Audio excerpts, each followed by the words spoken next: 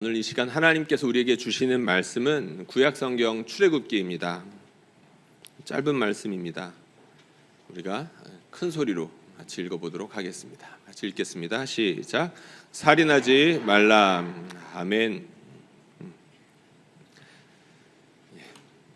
좀 험악한 말씀을 읽긴 했는데요. 우리 앞뒤 좌우 여러분들과 함께 인사하면 좋겠습니다. 여러분 사랑하고 축복합니다. 정말 잘 오셨습니다. 여러분 사랑하고 축복합니다. 정말 잘 오셨습니다. 우리 하나님께서 2부 예배 오신 모든 성도님들에게 성령 부어주시기를 축복합니다. 살인하지 말라 말씀이 짧고 강렬합니다. 어제 방송실 섬기는 청년 하나가 저를 붙잡고 갑자기 이렇게 물어왔습니다. 목사님 내일 본문 이거 맞아요? 라고 이렇게 물어왔죠. 어떤 의미인지 잘 아시겠죠? 나는 이 말씀이랑 상관없는데, 아니면 나는 이 말씀 잘 지키고 있는데 라고 생각하시는 분들이 태반일 겁니다. 실제로 우리 중에는 사람을 죽인 사람이 없죠. 만약에 있다는 게 나중에라도 발견되면 좀 섬뜩할 겁니다. 그리고 아마 앞으로도 그럴 일이 없겠죠. 그리고 절대로 그런 일들이 일어나서는 안 될 것입니다. 그런데 6계명을 우리가 좀 깊이 생각해 보면 이 말씀이 그리 간단하지 않다는 것을 금방 알 수 있습니다.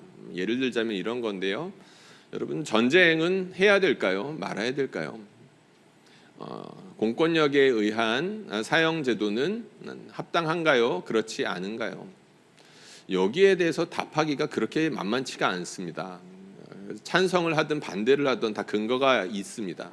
성경에 의한 성경적인 그런 주장들이 양쪽 다 있다는 겁니다. 그래서 여기에 대해서는 사실 많은 공부가 필요하고 정리가 필요하고 차갑게 이것들에 대해서 판단하는 것들이 필요합니다. 제가 딱 두 가지 예만 드렸는데 어디 그 두 개뿐이겠습니까? 사람의 생명과 관련하여서 우리 사회에 관련된 일들이 너무나도 많다는 것이죠. 의외로 우리 삶에 깊숙이 들어와 있는 문제들이 꽤나 많이 있다는 겁니다. 오늘은 여기에 대한 이야기를 좀 해보려고 합니다. 말씀 제목은 6계명에 대한 폭넓은 이해 그리고 순종인데요. 이 말씀을 이해하는데 넓게 이해할 수 있다는 뜻이겠죠. 마틴 루터가 10계명과 관련하여서 이런 이야기를 한 적이 있습니다.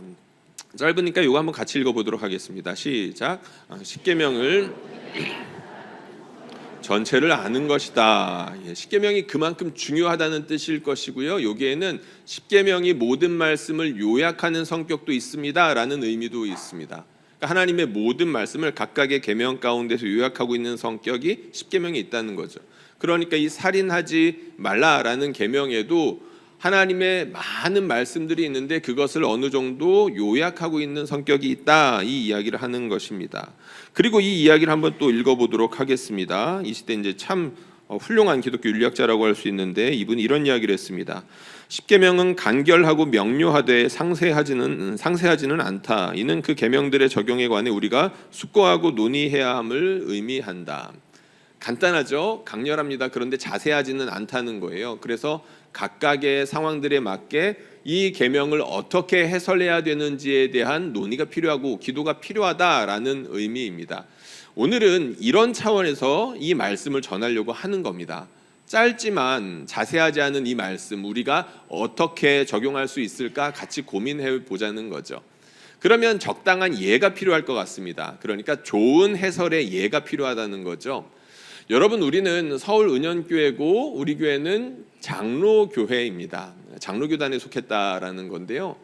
여러분, 우리 중에 장로교회에 다니고 있지만 장로교 교리를 알고 있는 사람들은 얼마나 될까요? 이 말은 여러분들을 무시하는 말이 아닙니다. 왜냐하면 여러분들은 알게 모르게 장로교 교리에 젖어 있기 때문입니다. 오랜 시간 동안 장로교회에 다니셨죠. 그래서 이 단에서 혹은 다른 곳을 통해 가지고 여러 가지 장로교 교리들에 대해서 이미 많이 듣고 계시고 익숙해 있습니다. 단 무엇이 무엇인지 아니면 어떻게 진행이 되는지에 대해서 이제 구체적으로 교리를 모를 뿐이지 여러분들은 상당수가 장로교에 이미 익숙해 있다는 것입니다. 근데 그럼에도 불구하고 내가 무엇을 믿는지에 대해서 정확하게 최소한의 정도는 알고 있으면 좋겠죠. 내가 어느 바탕 위에 서 있는지 알고 서 있는 것과 모르고 서 있는 것은 분명 큰 차이가 있기 때문입니다. 장로교의 이제 대표적인 교리다 하면은 이제 웨스트민스터 신앙 고백이라고 할 수 있는데, 뭐 목사 안수를 받거나 아니면 우리 장로님들 아마 시험 보셨을 겁니다. 거기에 대해서 이제 우리가 믿는 바가 무엇인지에 대해서 자세하게 이제 나와 있는데, 그 가운데서도 최소한이라고 할 수 있는 교리는 웨스트민스터 소요리 문답이라는 가르침이 있습니다. 아마 신앙생활을 하신 지 얼마 안 되신 분이나 아직 여기에 대해서 전혀 들어보지 못한 분이 있다면 한번 공부해 볼 만한 가치가 있는 그런 문서입니다. 우리가 믿는 장로교 교리가 무엇인지에 대해서 최소한으로 줄여놓았고 쉽게 가르치고 있기 때문이죠. 실제로 이 교리가 만들어진 이유가 그것 때문입니다. 교회에 처음 입문한 아이들을 위해서, 아이들에게 가르치기 위해서, 그리고 우리 성도들, 장년들 중에 교회에 나온 지 얼마 안 된 성도들에게 도대체 우리가 믿는 바가 무엇인지에 대해서 간략하고 쉽게 설명할 필요가 있어서 만들었다는 거죠. 거기에 보면 이 6계명에 대한 설명도 아주 친절하게 되어 있습니다. 이걸 우리가 한번 읽어볼 건데, 문답이잖아요. 그러니까 선생님이 물으면 제자들은 답하고, 이런 방식으로 쓰여진 책인데, 제가 단에서 여러분들에게 질문하면 여러분들이 밑에 있는 답을 크게 답하는 방식으로 한번 해보겠습니다. 먼저 67번입니다. 6계명은 무엇입니까? 6계명이 요구하는 것은 무엇입니까?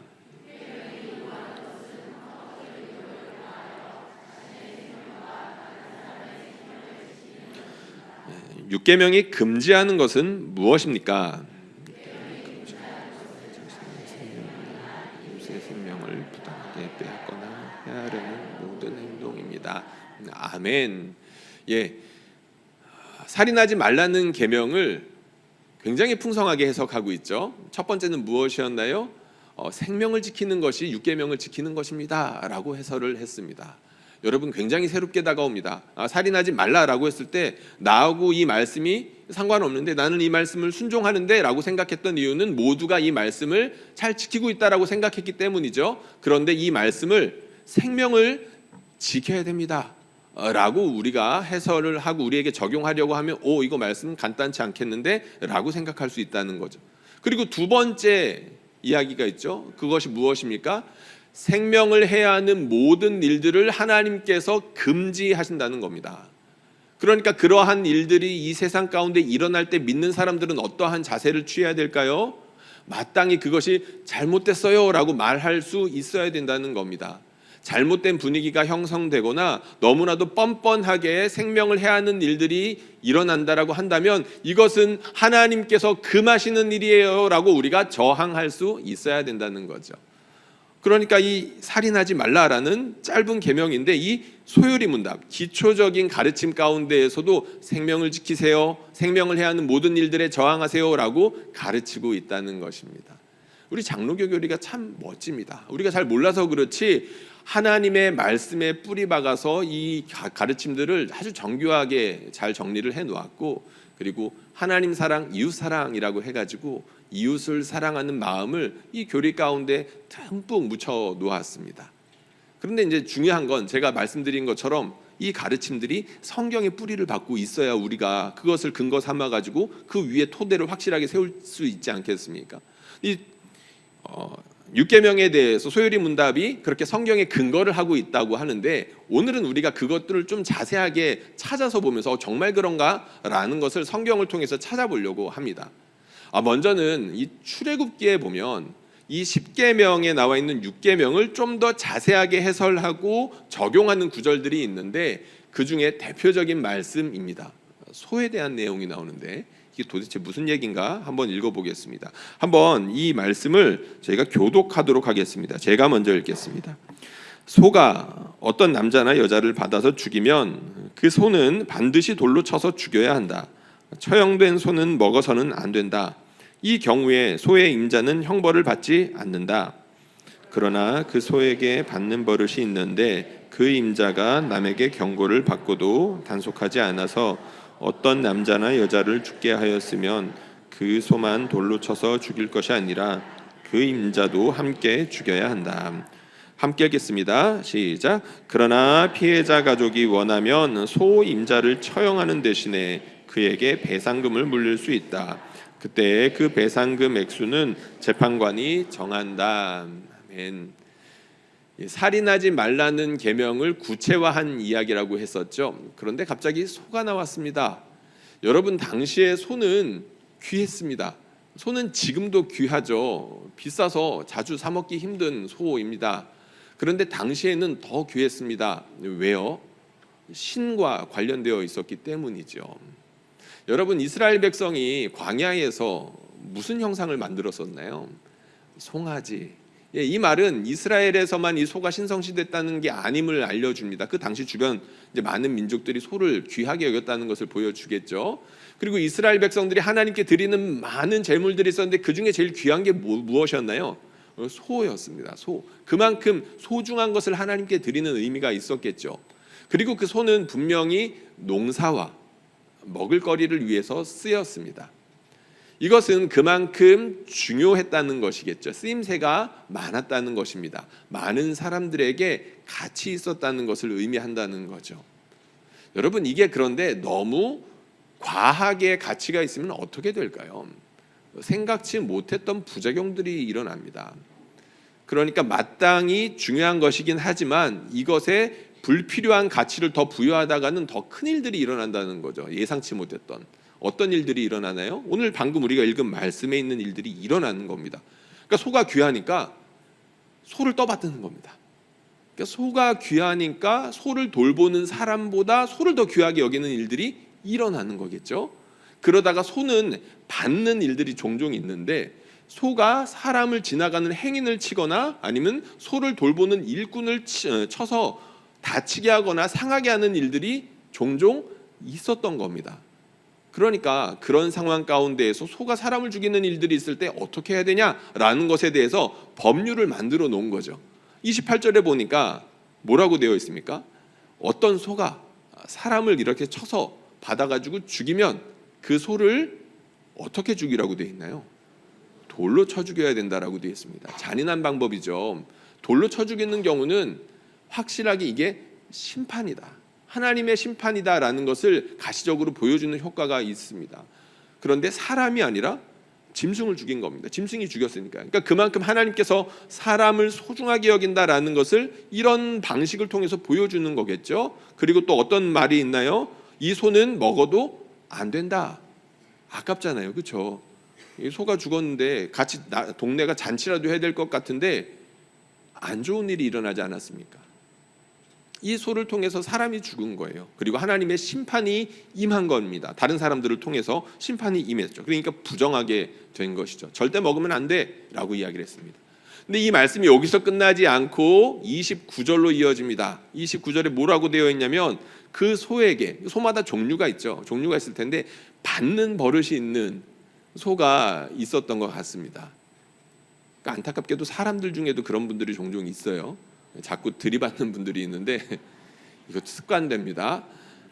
소에게 받는 버릇이 있는데 뭐라고 나와 있냐면 그 임자, 그러니까 주인이 경고를 받고도 단속하지 않아서 사고가 일어나서 누군가가 죽게 되면 그 소만 돌로 쳐서 죽여야 되는 것이 아니라 주인까지도 죽여야 된다라고 되어 있습니다.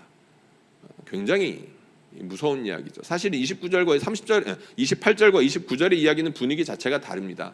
주인에 대해서 엄격하게 책임을 물고 있기 때문이죠. 30절에 보면은 이 말씀이 조금은 다른 경우가 나옵니다.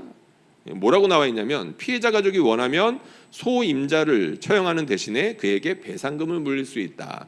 그러니까 이 30절 말씀을 보면 우리가 짐작이 가능한 게 있죠. 뭐냐면 종종 소가 사람들을 받아서 사고가 나기는 했어도 그것 때문에 실제로 주인이 처벌되는 일들은 별로 없었겠다라는 것은 생각해 볼 수 있습니다. 그러니까 웬만큼의 원한 관계가 쌓여있지 않는 한 주인에게 나 저 사람 못 참겠어요, 저 사람 죽여주세요 할 사람은 별로 없었을 거란 거죠. 대신에 중요한 게 있죠. 29절에 분명한 원칙이 있습니다. 그 임자에게 막중한 책임이 있다는 것이죠. 이 소가 들이받는 습관이 있는 것을 뻔히 알면서도 내버려 뒀다는 거예요. 거기에 대해서 엄중하게 공동체가 책임을 물어야 된다라고 이야기를 했다는 것입니다. 여기서 우리가 알 수 있는 중요한 가치가 있죠. 뭐냐면 사람이 소보다 중하다라는 것입니다. 이것을 오늘날로 바꿔와서 이렇게 표현할 수도 있겠죠. 사람이 돈보다 중하다. 여러분 믿으십니까? 이거 굉장히 중요한 진리인데 자꾸 잊어버리는 진리입니다. 사람은 돈보다 훨씬 더 중요합니다. 그럼에도 불구하고 돈 때문에 사람을 무시하고, 돈 때문에 사람을 차별하고, 돈 때문에 사람을 죽이는 일들이 지금도 버젓이 일어나고 있습니다. 하나님께서 무엇이라고 하실까요? 하나님은 사람을 하나님의 형상으로 빚으셨습니다. 그러니까 살인하지 말라라는 계명에는 명시적으로 나와 있지 않지만 이 사람이라는 존재 자체가 하나님의 형상이라는 값으로 매길 수 없을 만큼 가치 있는 놀라운 존재가 바로 사람이라는 의미가 담겨 있다는 겁니다. 그러니까 이 소 따위로 사람이 죽어서는 안 된다. 가끔 우리가 제어할 수 없는 상황들이 있어서 사고로 이런 일들이 일어날 수 있는 것은 인정하겠지만 이러한 일들이 반복해서 일어나게 한다면 그 일들에 책임이 있는 사람들이 막중하게 책임을 물어야 된다라고 하나님께서 말씀하셨다는 것이죠. 제가 짧게 이야기 드렸지만 우리 사회는 어느 사회보다도 물질 만능주의에 쩔어서 살고 있습니다. 그렇기 때문에 누구도 모르게, 나도 모르게, 저 사람도 모르게 내가 돈보다 사람을 중요하게 생각하고 있는지, 사람보다 돈을 중요하게 생각하고 있는지 잊어버리는 채 은연중에 행동할 수 있는 경우들이 너무나도 많다는 거죠. 가장 비근한 예가 무엇인가요? 우리 주변에는 위험한 일터들이 참으로 많습니다. 뭐 그런 일터들을 하나하나 말하자면 뭐 끝도 없을 것 같고요. 통계를 들자면 참 우리 마음이 더 무거워질 것 같습니다. 근데 그 중에 이제 대표적이고 요즘에 우리가 흔히 볼 수 있는 예들은 바로 배달일이라는 생각이 듭니다. 음식 배달하시는 분들 우리 중에도 분명히 계실 거고요. 그리고 택배 일 하시는 분들 참 많으실 겁니다. 우리 사회 가운데서 이슈가 점점 되고 있는 일들이죠. 택배하는 업무가 점점 과중하다. 너무 과중하다는 겁니다. 그래서 그 일들 때문에 과로로 죽는 일들이 점점 생기고 있습니다. 그럴 때 우리는 그 직장에 책임이 있는 사람뿐만이 아니라 그 주변에 있는 사람들과 그것을 관리 감독하는 정부와 그리고 그러한 분위기를 만드는 우리 사람으로서 책임의 정도는 다를 수 있겠지만 이러한 사회가 끊임없이 반복되는 사건 사고가 반복되는 것에 대해서 내버려두고 침묵하고 모르쇠 한다는 것은 하나님의 뜻을 거스르는 것이다 라고 우리가 말할 수 있을까요? 없을까요? 당연히 있습니다. 살인하지 말라는 계명이 이런 식으로 적용이 될 수 있다는 거죠. 또 하나의 예를 들어보겠습니다. 여러분 우리 사회 가운데에서 참 이것 때문에 우리가 덕을 보기도 했지만 너무나 많은 해로움을 당하는 그런 분위기가 있습니다. 그게 무엇이냐면 빨리빨리의 문화입니다. 여러분 외국에 가는 이제 여행객들이나 아니면 이제 선교사님들이나 외국에서 사시는 분들 이야기를 들어보면 우리나라처럼 이렇게 공적인 일들이 빨리빨리 진행되는 경우가 별로 없다라고 하죠. 보통은 이제 좋은 의미에서 칭찬의 의미에서 이야기를 합니다. 답답해서 거기서 못 살겠어 그러는 분들을 참 많이 봤거든요. 그런데 우리 사회가 이렇게 빨리빨리 문화에 적응되어 버렸고 더 많은 효율과 그리고 편리를 추구하다 보니까 잃어버리는 게 점점 많아지고 있습니다. 우리가 조금 더 참지 못하고 견디지 못하는 사람들이 늘어나고 있다는 거죠.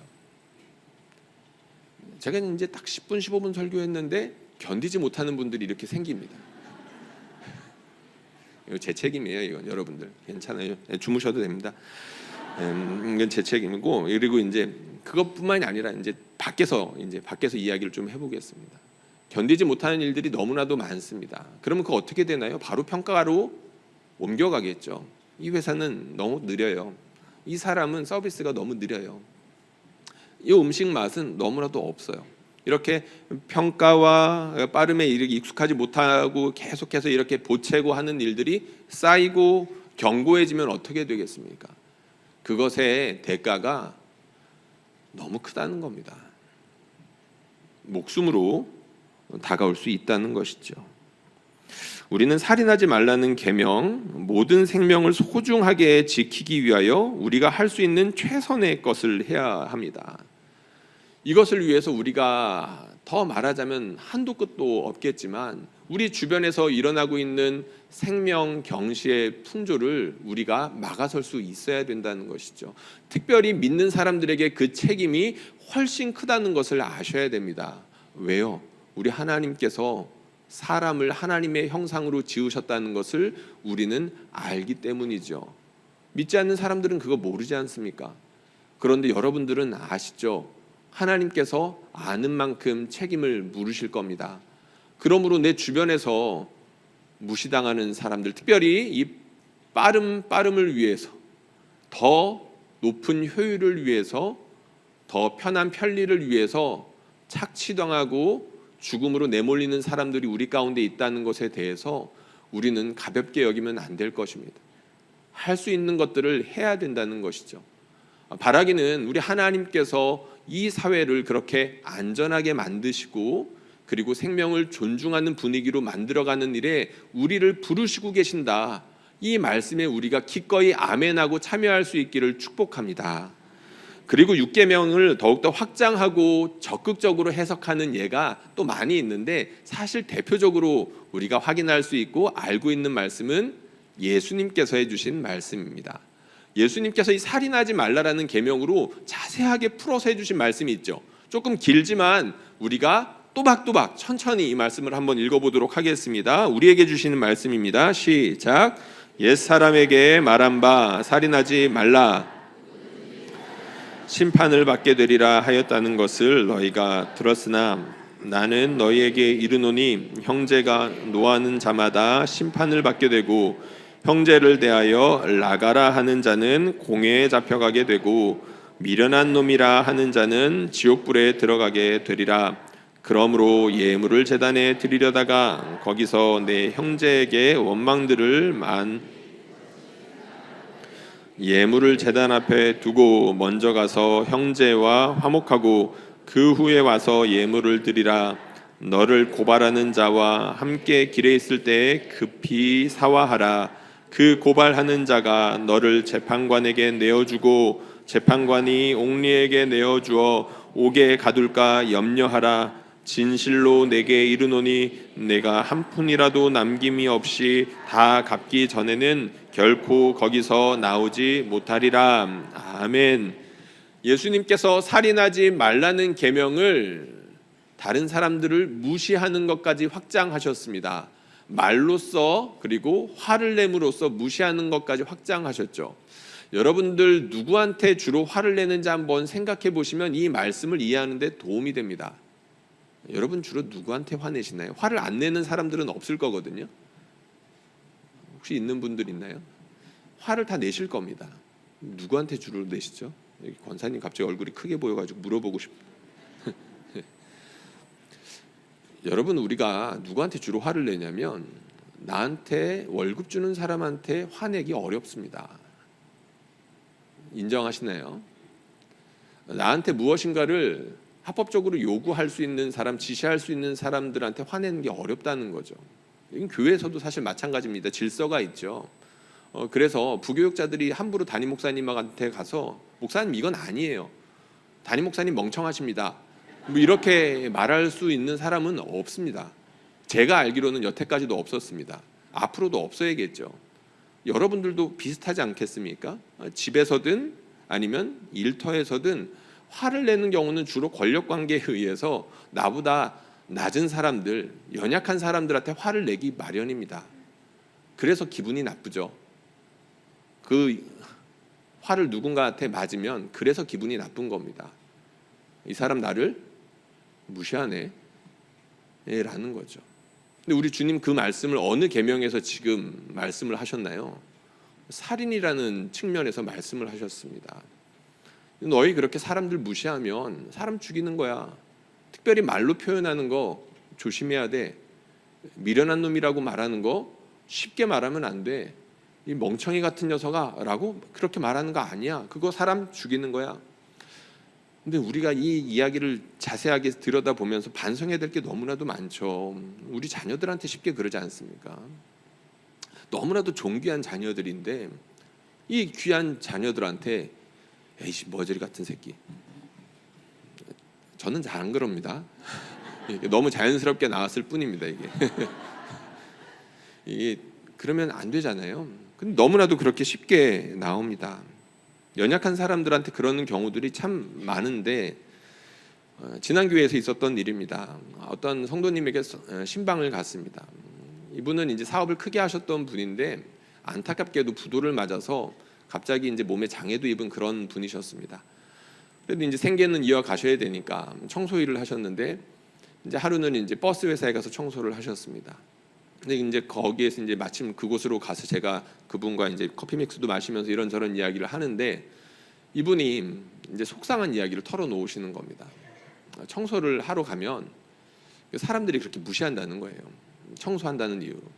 요즘에는 아무래도 분위기가 좀 많이 바뀌었지만 그래도 여전히 그렇게 사회 어두운 곳 가운데에서 어려운 일들을 하는 분들이 존중받아야 되는데 쓰레기를 치운다는 이유만으로 일부러 쓰레기를 던지는 사람들이 있고, 그리고 거기에 대해서 항의하면 마땅한 자기 권리인 것처럼 네가 해야 될 일을 하는 거라고 이야기하는 사람들을 종종 만난다는 겁니다. 우리의 어두운 뒷면이겠죠. 뒷모습일 겁니다. 우리도 잘은 모르겠지만 우리도 모르게 그렇게 다른 사람들을 얼마든지 무시할 수 있는 환경 가운데 노출되어 있죠. 근데 예수님이 지금 그런 상황 가운데 말씀을 하시는 겁니다. 그렇게 하면 뭐라고요? 요거 살인이다. 근데 예수님께서 말씀하시기를 거기에서 멈추신 게 아니라 어디까지 이어가셨습니까? 화해하고 용서하고 하나가 되는 것까지 밀고 나가셨습니다. 그러니까 살인의 계명을 화해하고 용서하고 하나가 되는 데까지 나가셨다는 것이 굉장히 중요합니다. 왜 그렇습니까? 여러분, 우리가 쉽게 화를 내고 무시하는 사람들한테 잘못했다라고 말하는 것이 어렵습니다. 내가 저 사람보다 낮아지는 것 같거든요. 심지어 잘못했다는 이야기도 누구한테든 잘하는 게 이게 쉬운 일이 아닙니다. 웬만큼 자존감이 강하지 않고서는 내가 무엇인가를 실수하거나 크게 잘못한다면 제가 정말로 잘못했습니다라고 이렇게 인정할 수 있으면 좋은데 그렇지 못하는 사람들이 우리 주변에는 의외로 많습니다. 잘못된 자존심 때문일 수도 있고 아니면 내가 저 사람한테까지 고개를 숙여야 되나? 그런 생각이 있기 때문이죠. 여러분, 우리가 그런 일들 너무나도 자주 보지 않습니까? 너무나도 공공연하게 저 사람이 잘못한 게 뻔히 드러났는데 끝까지 사과하지 않아서 국민들의 분노를 자아내는 사람들이 역사 가운데 많이 있었죠. 왜 그런 겁니까? 우리 주님께서 그거 다 아시는 겁니다. 사람을 무시하는 것에서부터 다 비롯되는 것이죠. 그런데 우리 주님이 그렇게 하지 말라는 겁니다. 상하관계가 아무리 뚜렷하고 네가 사회 가운데서 아무리 무시하기 좋은 사람이라도 네가 혹 잘못했다라고 한다면 그 사람 가치를 인정하고 잘못했다면 잘못했다고 빌고 그리고 그 사람한테 용서를 구해야 돼. 그 사람은 용서해 줄 수 있는 하나님의 형상이야. 너와 동등한 가치를 지니고 있어라고 예수님께서 분명하게 말씀해 주셨다는 것이죠. 데칼로그라는 영화가 있습니다. 이 영화를 잠깐 이야기를 하려고 그러는데 여러분들한테 추천하고 싶은 영화입니다. 이제 아이들이 볼 만한 영화는 아니고 우리 성인들이 보면은 참 너무 좋은 영화인데 이 십계명을 참 기가 막히게 풀어냈습니다. 해석이 굉장히 깊고 그리고 우리 사회에 대한 통찰이 참 뛰어납니다. 그래서 십계명과 우리 사회를 절묘하게 조합을 잘 시켜놨는데 이제 한쪽 화면을 보면 두 사람이 있죠. 이게 이제 살인하지 말라는 계명을 영화화한 것입니다. 여기에 보면 어떤 이야기가 나오냐면 야책이라는 청년이 불특정 다수에게 막 화를 내는 장면들이 연속해서 일어납니다. 근데 이 청년이 왜 화를 내는지에 대한 설명이 나오질 않아요. 그러니까 굉장히 좀 모호하고 궁금증을 자아내는 거죠. 그리고 분위기가 굉장히 침울합니다. 아마 주인공이었던 저 야책이라는 청년의 마음속을 그렇게 표현했던 것 같습니다. 그렇게 불특정 다수에게 계속 화를 내고 생각지도 못한 방법으로 공격하고 하다가 어느 날 어느 순간 갑자기 누군가를 죽여야겠다라고 마음을 먹고 끔찍하게 살해합니다. 당연히 이제 경찰한테 잡혀서 재판을 받아야 되는 상황에 몰리죠. 그런데 이 야책이라는 청년은 핑계를 대지 않습니다.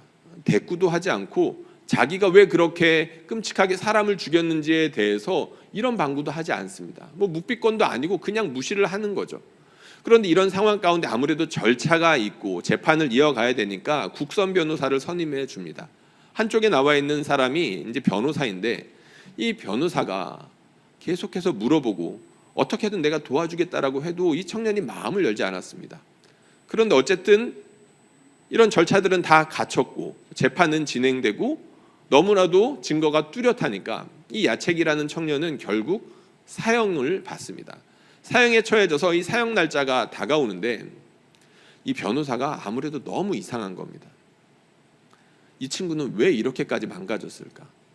왜 이렇게까지 사람을 잔인하게 죽였을까? 이유도 없이 이렇게 했을까라고 자꾸 자기 안에서 질문이 났던 거죠.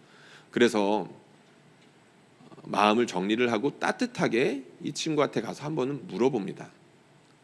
이름을 불러주면서 이보게 왜 이렇게까지 일을 크게 벌이고 지금 곧 있으면 죽게 되는데 왜 아무런 반응도 보이지 않는 거야? 라고 하는데 바로 그때 이 청년이 흐느끼면서 울기 시작합니다.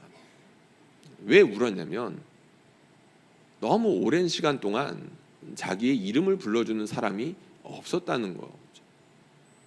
그 영화를 보는데 제 머리를 망치로 얻어맞는 느낌이 들었습니다. 감독이 이 장면을 통해서 우리에게 질문하는 것이 느껴졌기 때문이죠. 이 청년이 살인은 했지만 당신은 과연 이 살인에 관계가 없습니까? 라고 묻는 것처럼 들렸기 때문입니다. 여러분, 우리 사회 가운데에서, 우리 시대 가운데서 가장 심각한 문제는 누가 뭐래도 인간 소외입니다. 사람을 사람답게 상대하지 않는 것이죠.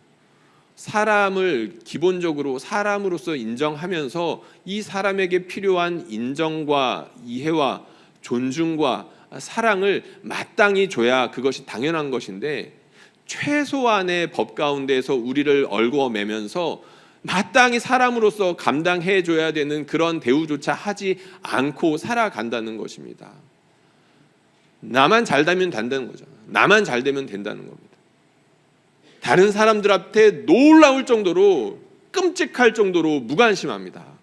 이거는 모든 사람들이 그렇습니다. 우리도 그런 사회 가운데에서 살아가고 있기 때문에 이런 분위기 가운데서 거슬리면서 살아가는 것이 너무너무 어렵습니다. 여러분, 이렇게 다른 사람들에게서 관심이 없고 무관심하는 것으로 일관되면서 살아가다 보니까 당연히 거기에 대한 반작용이 나타나겠죠. 사람은 마땅히 다른 사람들의 관심을 먹고 살아야 되는데 관심받지 못하고 이해받지 못하고 하니까 어떤 식으로 이런 모습들이 드러납니까? 관심종자들이 늘어납니다. 관심종자가 뭐예요? 관종이라고 표현하죠. 저는 사실 모든 사람들이 관종이라고 생각하는 편인데 SNS를 하시는 분들이 그래도 우리 2부의 예배는 꽤 있으실 겁니다. 근데 이 SNS를 하다 보니까 이상한 사람들을 점점 많이 보게 됩니다. 어떤 사람들이냐면 관심을 더 많이 받기 위해서 더 좋은 것들을 올리고 관심을 받기 위해서 더 자극적인 일들을 사진으로 올리거나 영상으로 올리는 사람들이 하나둘씩 늘어나더라는 거죠.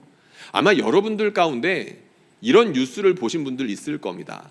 유명 유튜버가 어떤 위험한 장소에서 영상을 찍다가 낙상해서 사망했다. 이런 이야기들 몇 번 보셨죠. 이런 뉴스들이 점점 많이 나오고 있습니다. 참 희한하죠. 얼마 전에 뉴스를 또 한 편 보는데 이 친구가 기차를 낭만 있게 탄다고 난간에 매달린 겁니다. 혹시 보신 분들도 아마 계실 거예요. 어떻게 됐나요? 밖에 있던 장애물이 부딪혀가지고 큰일 날 뻔했습니다. 자칫 조금만 더 부딪혔으면 기차에서 떨어져서 죽는 거예요. 그게 고스란히 영상에 담겨 있는데 너무 끔찍했습니다. 여러분, 근데 사람들이 왜 이렇게 관심을 갈구할까요? 우리 시대가 지나치게 무관심하기 때문입니다. 나만 잘 되면 된다라는 생각이 만연해 있기 때문이고, 내 앞에 사람이 죽어가고 있음에도 불구하고 관심이 없기 때문이라는 거죠. 굉장히 슬픈 일입니다. 여러분, 우리 가운데에서 이유도 없이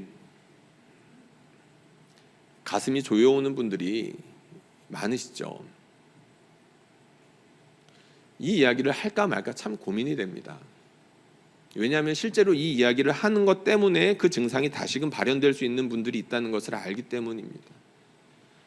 이유도 없이 슬픔에 압도되시는 분들도 여럿이 있으시죠. 이유도 없이 불안하고 짜증이 나고 가슴에 불이 나는 사람들이 분명히 우리 가운데도 있습니다. 이유도 없이 화를 참지 못하고 여기저기다 화를 내시는 분들도 아마 계실 겁니다. 여러분, 우리가 왜 이렇게 병들어가고 있나요? 우리가 함께 살아가는 법을 잃어버렸기 때문입니다. 우리가 사람을 사람으로 대우하지 못하고 자꾸만 평가하고 비판하고 인정해주지 못하는 일들에 익숙해져 버렸기 때문입니다. 이러한 세상 가운데에서 우리도 자유로울 수 없다라는 것이죠. 얼마 전에 영상 하나를 보았습니다. 어떤 영상이냐면 우리 청소년 상담을 전문으로 하시는 선생님의 이제 강의였는데, 이분이 이제 한 친구를 만나서 길게 상담을 했는데, 이 친구가 이제 문제가 무엇이었냐면 자꾸 집을 나가는 겁니다.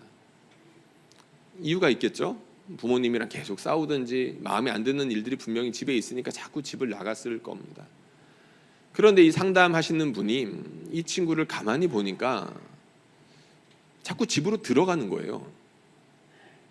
이상하죠? 이게 무슨 말일까 하시는 거예요. 집을 나갔으면, 그만큼 싫었으면 딴 데를 가든지 들어오지 말든지 해야 되는데, 나가면 며칠 있다 들어오고 또 나가면 며칠 있다 들어오고, 이거를 반복해서 계속 하니까 이 선생님이 이거다 싶어서 이 친구한테 질문을 했다고 합니다.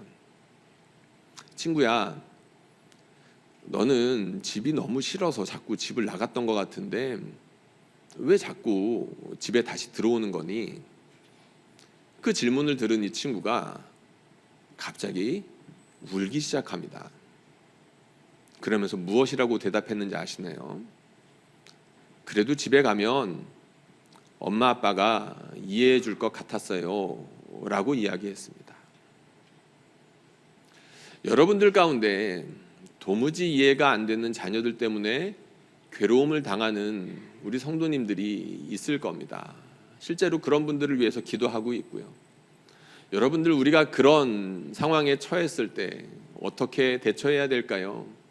이것은 설교하고 있는 저에게도 참으로 어려운 문제이고, 여러분들 이미 중직이거나 그리고 심지어 이런 일들의 전문가인 분들도 참으로 어려운 문제일 겁니다.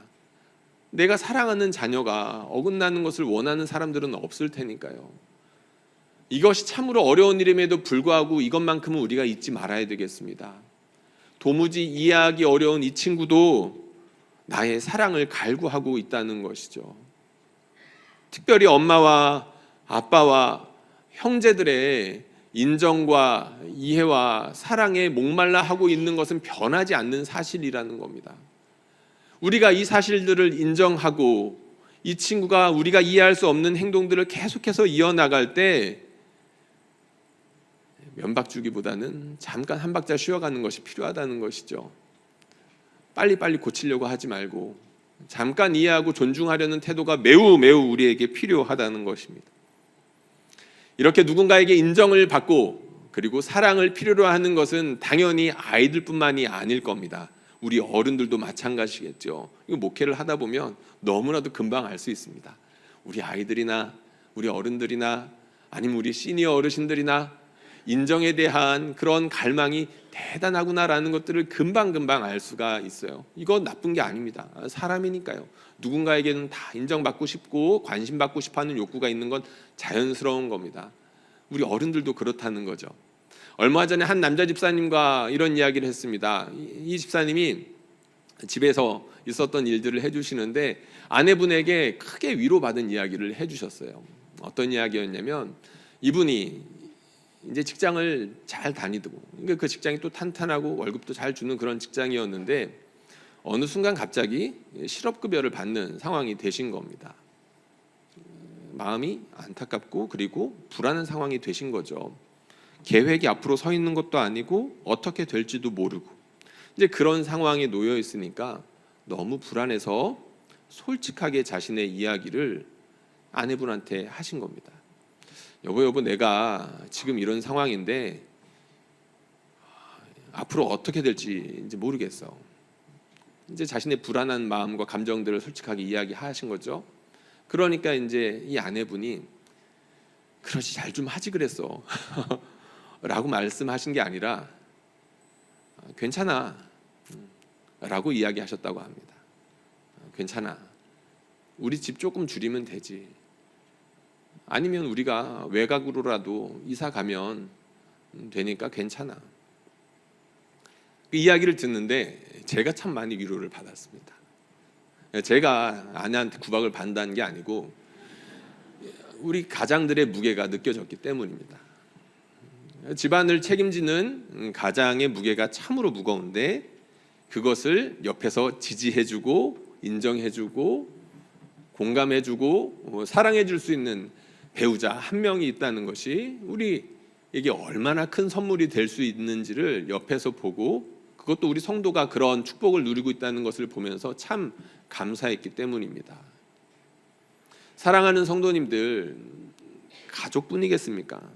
사실은 무너진 가족들이 너무나도 많기 때문에 이렇게 인정에 메말라 하고 관심을 필요로 하는 많은 사람들이 결국에는 보호받고 회복되어야 되는데 그 최후의 보루가 가정이 되면 좋겠지만 그 가정이 그 노릇을 못하는 경우들이 생깁니다. 너무 많습니다.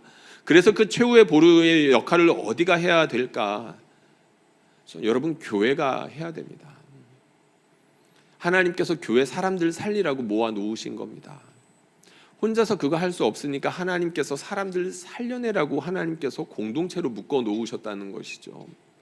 그런데 우리 중에는 사람을 다루는데 전문적인 직업을 가진 분이나 전문적인 학위를 가지신 분이 많지는 않죠. 그런데 목회를 해보니까 그렇게 전문적인 직업과 학위가 필요한 것이 아니더라고요. 사람을 살리는 데는 함께 하는 것이 훨씬 더 중요했습니다. 사진 한 장만 보여주시면 좋겠는데요. 어느 교회가 새가족 등록하는 분들한테 선물로 주는 건데요. 이 선물이 뭔지 아시겠죠? 우산입니다. 우산. 그러니까 함께 안 맞는 비라고 해가지고 우산을 선물로 주는 건데, 뭐 이제 새가족 선물하는 게 이제 교회들마다 다를 건데, 여기에는 일부러 이렇게 스티커 하나 붙여줘가지고 의미를 부여한 것이죠. 우리 공동체라는 우산에 들어오셨으니까 함께 이 세상의 풍파를 같이 우산 쓰면서 피합시다, 이런 의미가 담겨 있을 겁니다. 함께 우산을 쓰면서 비를 피하는 것도 위로이고, 만약에 우산이 없으면 함께 비를 맞는 것도 위로이겠죠. 제 아들 자랑 하나 하려고 합니다. 돈을 내야 되는데 여기 사람들이 너무 많아가지고 아주 오래된 일인데, 우리 둘째 아들이 한참 이제 인정에 메말라 하고 있을 때 손톱과 발톱을 이렇게 물어뜯는 습관이 있었습니다. 이제 그게 너무 안타까워가지고 이제 엄마 아빠는 급하니까 막 혼낸 거죠. 계속 혼냈던 겁니다. 그러니까 둘째가 또 주눅이 들어가지고 울면서 들어갔습니다. 근데 이제 우리 큰 아들이 옆에 가가지고 이제 이 위로를 해주는데, 제가 이제 둘째한테 이렇게 화를 냈거든요. 야, 이렇게 할 거면 양말 신고 양말 벗지 마. 그러니까 집에서도 이제 양말을 계속 신고 있었던 거죠. 이제 큰 애가 둘째한테 가가지고 이렇게 이야기했답니다. 내가 대신 같이 양말 신어줄게라고 했답니다. 특이하죠. 그 후로 그런 일들은 다시는 일어나지 않고 있습니다. 여러분, 함께 울고 함께 웃는 것만으로도 하나님의 나라가 이미 임했다는 것을 충만하게 보여줄 수 있습니다. 사도 바울이 한 이야기죠. 로마서에서 성도들에게 해준 이야기입니다. 함께 울고 함께 웃어라. 이것만으로 우리가 하나님의 나라를 충만하게 보여줄 수 있습니다. 최근에 있었던 장례들 소개하고 마치겠습니다. 제가 실은 최근에 이제 몇 달 동안 몇 건의 장례가 있었는데 한 두 군데의 장례가 너무나도 비슷한 점을 가지고 있었습니다. 돌아가신 고인분들이 모두가 60대 초중반의 남자분들이었었습니다. 안타까운 거죠. 그리고 이분들이 다 하나같이 교회를 다니지 않으셨습니다. 그리고 갑작스럽게 돌아가셨습니다. 그러니까 갑자기 아프신 거예요. 한 분은 심장병 때문에 쓰러지셨고 한 분은 암투병 중이셨는데 갑자기 증세가 악화되셨습니다. 근데 그런 상황 가운데에서 참으로 이제 위로를 받았던 것은 성도들이 어찌할 바를 모르는 그분들에게 찾아가서 함께 해주기 시작했다는 겁니다.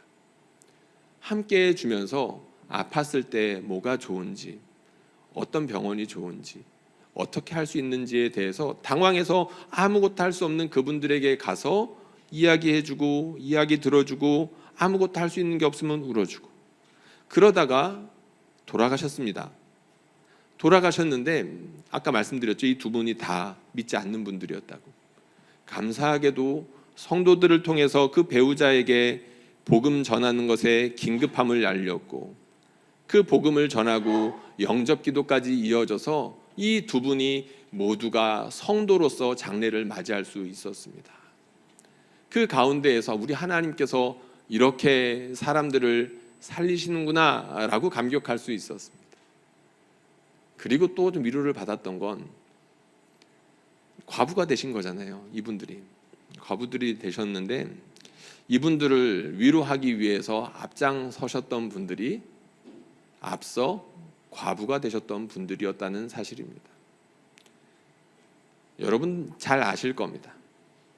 내가 이미 너무 그것 때문에 아픈데 다른 누군가가 그 비슷한 아픔을 겪으면 그 아픔이 전이가 되죠. 옛날 생각이 납니다. 그래서 그 자리에 함께 있고 싶지 않습니다. 너무 힘드니까요. 그런데 그 힘듦을 이겨내고 그 자리로 가서 꿋꿋하게 함께 울고 힘내라고 이야기해주고 안아주는 모습을 통해서 우리 하나님이 싸매시고 치료하시는 것을 볼 수가 있었습니다. 함께 울고 함께 웃는 것만으로도 하나님께서 사람을 살리시는구나, 이 귀한 진리를 확인할 수가 있었습니다. 살인하지 말라는 계명, 나하고는 상관없다라고 생각하신 분들이 분명 많았을 것입니다. 그러나 이 계명을 자세히 들여다보니까 이 계명은 인간 존중에 대한 계명이고 뜨거운 이웃사랑에 대한 계명입니다. 바라기는 저와 여러분들이 이 각박한 세상 가운데에서 사람들 살려내라는 이 준엄한 부르심, 이 하나님의 부르심 가운데 아멘, 제가 하겠습니다라고 기꺼이 우리 자신의 품을 내어놓을 수 있는 저와 여러분들 될 수 있기를 주님의 이름으로 축원합니다.